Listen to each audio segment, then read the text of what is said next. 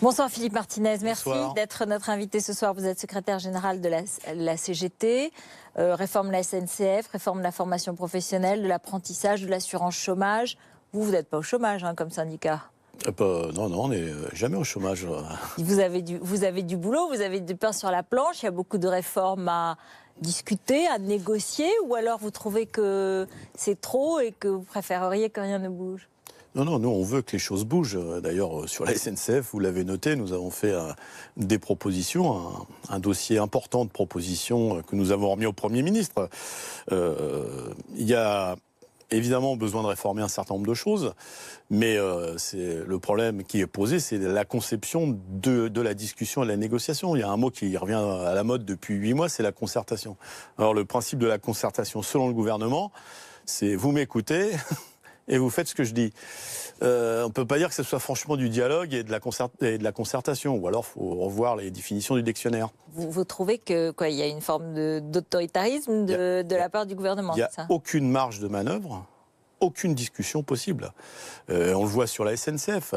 On nous dit, mais il va y avoir des réunions. Plus la ministre passe à la télé, plus elle annonce de réunions. Mais on discute de quoi dans ces réunions ? On discute de quoi ? Elle était à votre place quand vous avez annoncé la fameuse grève en pointillé.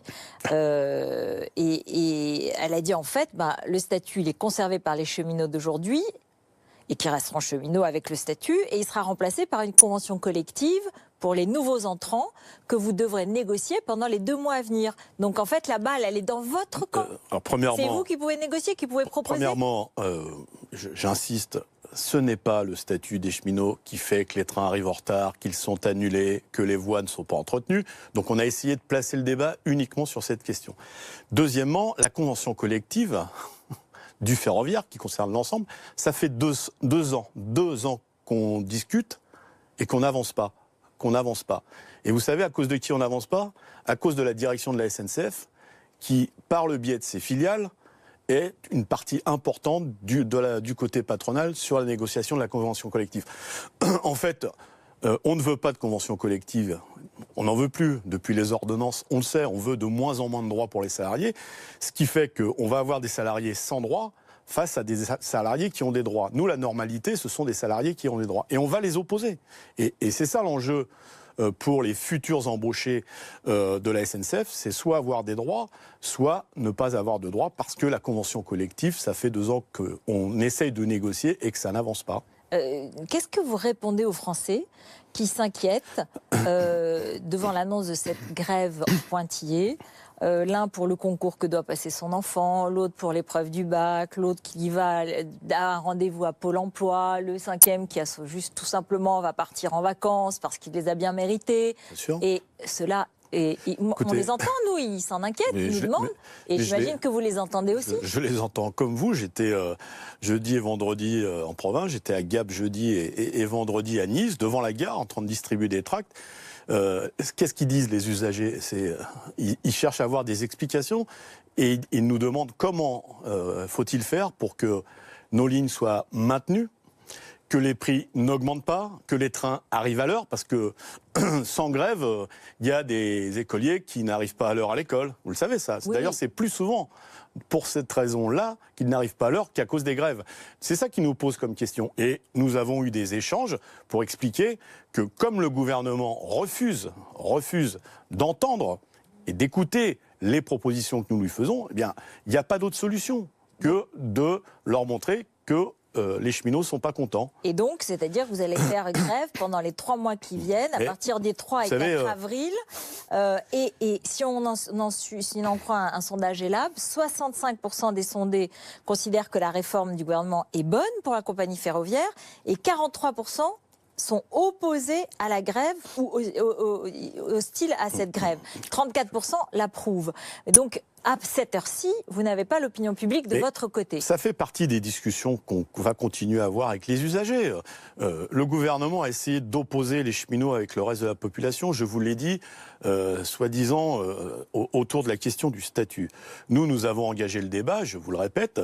Il y a besoin de s'expliquer pourquoi il n'y a pas besoin de fermer ce qu'on appelle les petites lignes, alors que ce sont des lignes importantes pour ceux qui les prennent. Le gouvernement dit qu'il ne les fermera pas. Oui, il va laisser faire le boulot aux régions. C'est finement joué politiquement. C'est pas eux qui le feront, ce seront les régions, parce que en même temps qu'on dit aux régions, vous vous débrouillez avec ces lignes, on baisse les dotations. Or, vous savez qu'il y a besoin d'investissements. Tous les investissements qui n'ont pas été faits. Pourquoi changer le statut de l'entreprise ? Pourquoi ouvrir à la concurrence alors que la directive européenne prévoit que les États peuvent décider que les services publics étant d'utilité générale, on puisse ne pas les ouvrir à la concurrence. Parce que dans la plupart des autres pays européens, il y a des échemins de fer privatisés et dans lesquels la concurrence n'est pas toujours mauvaise pour le client ou pour l'usager. Pas dans tous. Il faut d'abord comparer les réseaux équivalents, parce que la France est quand même un des pays d'Europe où le réseau ferré est le plus important, y compris qui dessert des tas de petites villes. Moi, ce que je vois, c'est que l'ouverture à la concurrence et les privatisations, parce que le changement de statut emmène vers la privatisation. Vous pouvez demander aux usagers des autoroutes si les péages n'ont pas augmenté. Je crois que la réponse, elle est claire et évidente pour tout le monde. Donc vous voyez, il faut, à partir d'un service public d'utilité générale qui permet une égalité de traitement sur le territoire, quel que soit l'endroit où vous habitez, vous avez le droit à un transport ferroviaire. Eh bien ça mérite d'autres décisions que des décisions qu'on peut dire libérales, qui consistent à dire aux investisseurs privés, venez vous servir sur ce qui vous intéresse. Et je ne connais aucun investisseur privé, aucun, qui va investir dans une ligne qu'ils ne considèrent pas suffisamment rentable. Eh bien, elles fermeront de toute évidence. Il y aura une manifestation aussi jeudi, dans laquelle ce sera plutôt la fonction publique, mais aussi la SNCF et un certain nombre d'autres personnels de la RATP, du transport aérien qui vont défiler. C'est le début du bras de fer, d'une sorte de bras de fer où les positions sont irréconciliables ? Non, c'est la traduction d'un profond mécontentement. Vous avez tous souligné la colère des retraités la semaine dernière. Plus de 200 000 manifestants dans l'ensemble des villes de France. Demain, enfin le jeudi, c'est les fonctionnaires à qui on propose la même chose que les cheminots, d'une façon équivalente. Le problème, c'est leur statut. À chaque fois, tous ceux qui ont des droits. Et peut-être parce que ces statuts coûtent cher aux Français et empêchent les changements. Et peut-être que tout n'est pas dans le statut. Peut-être qu'il peut, par exemple, dans certains métiers, y compris chez les cheminots, peut-être que l'absence de statut peut permettre de revaloriser certaines tâches. Passer d'un chauffeur de TER à un chauffeur de TGV, un conducteur de TGV, etc. Mais il suffit de négocier dans l'entreprise. Il suffit de négocier dans l'entreprise pour qu'il y ait une évolution des grilles de classification, comme chez les fonctionnaires. Les salaires sont gelés. Vous voyez que le statut n'empêche pas qu'on gèle les salaires, que ce soit dans la fonction publique ou chez les cheminots. Ça, c'est une façon d'évacuer les véritables questions. Les véritables questions, c'est les investissements, combien l'État va investir. Et dans tous les pays européens, l'État a mis beaucoup d'argent. On parle de l'Allemagne, 37 milliards pour rénover les lignes, notamment les lignes les plus petites, enfin en tout cas celles qu'on appelle petites. Voilà les vraies questions. Et arrêtons de polariser sur le statut. Depuis 8 mois, si vous permettez, depuis 8 mois que M. Macron est président de la République, peut-être un peu plus maintenant, à chaque fois, il essaye d'opposer des catégories de Français entre eux, en ménageant toujours ceux qui ont des privilèges. Je parle par exemple des PDG des grands groupes du CAC 40 qui viennent de réaliser des profits records, qui ont des salaires mirobolants. Donc arrêtons de dire que ceux qui ont un peu de droits sont des privilégiés. Le problème dans notre pays, c'est ceux qui n'ont pas de droits. Philippe Martinez, il y aura du monde jeudi soir. Combien de personnes ? Écoutez, jeudi, il y a 140 manifestations dans toute la France pour les fonctionnaires et d'autres professions qui sont mécontentes et qui vont manifester. Il y aura 2 manifestations à Paris, celle des fonctionnaires et celle des cheminots. Je peux vous annoncer que rien que pour la CGT, déjà, puisque c'est une manifestation nationale, je crois qu'on dépasse les 20 000 inscrits à cette manifestation, une manifestation nationale, et sans compter les inscriptions des autres organisations syndicales, parce que c'est à souligner aussi, cette mobilisation se fait dans l'unité syndicale. C'est suffisamment rare. Notamment chez les cheminots, et seulement chez les cheminots. Chez les cheminots, dans la fonction publique. Et dans pas tout à fait. Pas complètement, mais enfin, c'est intéressant. c'est intéressant que cette mobilisation, ça s'est fait chez les retraités aussi, c'est intéressant que les mobilisations soient unitaires. C'est pour les salariés un signe de confiance et je crois qu'il faut encore travailler pour que cette unité s'élargisse. Est-ce que vous avez un message pour Édouard Philippe, qui est l'invité de BFM TV demain matin? Le message, c'est j'espère qu'il a lu les propositions de la CGT que nous lui avons remis la semaine dernière et que s'il est décidé, en tout cas s'il fait exactement ce qu'il dit, c'est-à-dire qu'il veut dialoguer, si il veut éviter un conflit dont il est le seul responsable avec le président de la République, eh bien, nous sommes prêts à discuter d'un certain nombre de choses que je viens de vous décrire. Le statut de l'entreprise, les investissements, le fret, c'est-à-dire le transport de marchandises. La planète, c'est important. Moins de camions sur les routes, plus de marchandises sur les trains, c'est bon pour la planète, et toute une série de questions que nous lui avons remis la semaine dernière. Ils ont dit, et ils répéteront, et sans doute chez Jean-Jacques Bourdin demain matin, Édouard Philippe le répétera, ils ne plieront pas. C'est ce que dit le gouvernement. Ils ne changeront pas. Ils n'arrêteront pas les réformes. C'est ce qu'ils disent et répètent, parce qu'ils considèrent qu'ils ont été missionnés pour cela. C'est leur mandat par les Français. Sur la SNCF, vous me retrouverez les discours du candidat Macron qui explique clairement l'ensemble des mesures qu'il prévoit pour la SNCF.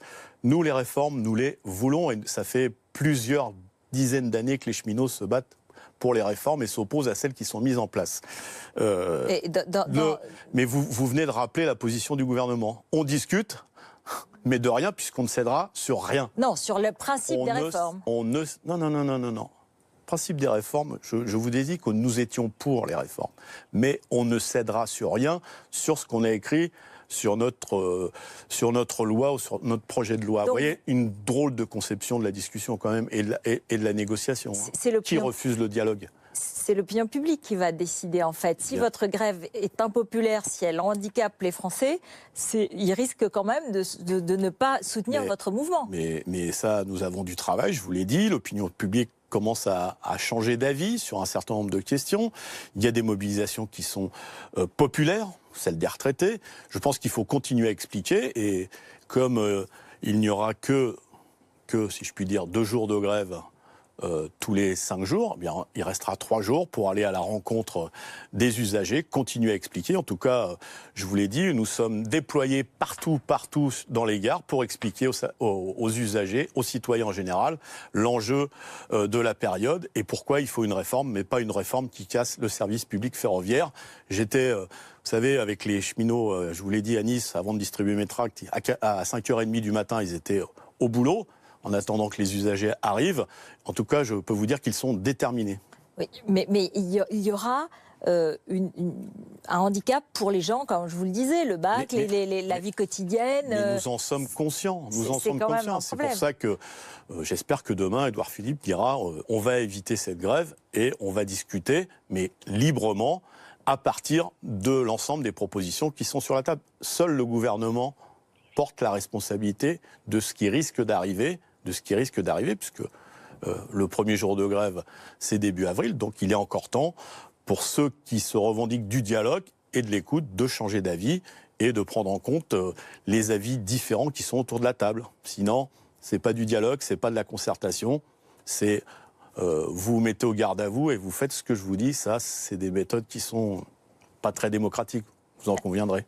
Merci beaucoup Philippe Martinez. Merci à vous pour cette conclusion.